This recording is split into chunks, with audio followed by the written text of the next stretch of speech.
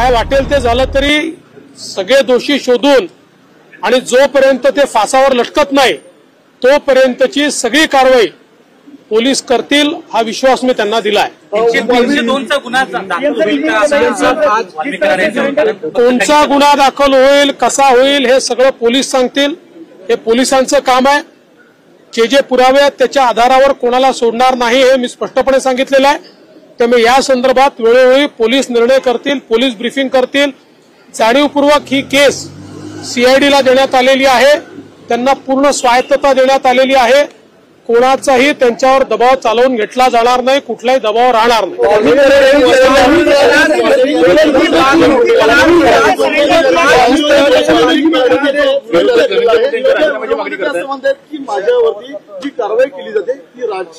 कोणी काही म्हणत असलं तरी पोलीस जो काही पुरावा आहे या पुराव्याच्या आधारावरच या ठिकाणी कारवाई करतील। त्यामुळे कोण व्हिडिओत काय म्हणताय कोण काय म्हणत नाही हा विषयच नाही। विषय हा आहे जिथे पुरावा आहे त्याला सोडलं जाणार नाही।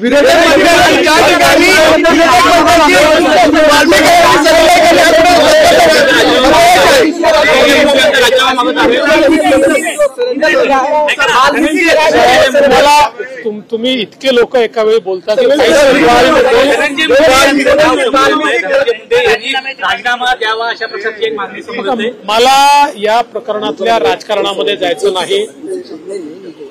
मी पहिलेपासून सांगतो कोणाही विरुद्ध पुरावा असेल तर द्या, ज्याच्या विरुद्ध पुरावा असेल आम्ही शोधतोय, कोणाजवळ दुसरा जो असेल त्यांनी पण द्यावा। पण माझ्याकरता स्वर्गीय संतोष देशमुख यांच्या हत्येला कारणीभूत लोकांना शिक्षा होणे हे महत्वाचं आहे। काही लोकांना केवळ राजकारण महत्वाचं आहे, त्यांचं राजकारण त्यांना लखलाभ, त्यांच्या राजकारणाने मला वाटत नाही की काही फार त्याच्यात काही फायदा होईल। त्यामुळे मला कुठल्याही राजकीय वक्तव्यामध्ये जायचं नाही, त्याचं समर्थनही करायचं नाही, त्याचा विरोधही करायचा नाही। हे राजकारण त्यांनी त्यांच्या ठिकाणी करत राहावं। मात्र आमची भूमिका स्पष्ट आहे, स्वर्गीय संतोष देशमुख यांना न्याय मिळवून द्यायचा तो आम्ही मिळवून देऊ।